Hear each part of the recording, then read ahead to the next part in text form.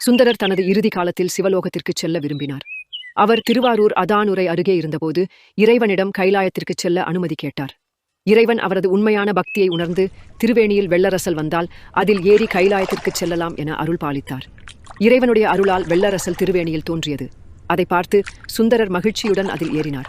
வெள்ளரசல் அவரை எடுத்துச் செல்லத் தொடங்கியது. அவர் ஆனந்த பரவசத்தில் சிவனது திருநாமங்களை பாடிக்கொண்டே சென்றார். சுந்தரர் கைலாயத்தின் வாயிலுக்கு வந்தபோது அங்கு நந்தி தேவன் அவரை தடுத்து நின்றான். நந்தி சிவனது அடியார்களை எளிதில் அனுமதிக்காதவனாகவும் சிவலோக நுழைவை மிகுந்த கட்டுப்பாட்டுடன் பராமரிப்பவனாகவும் இருந்தான்.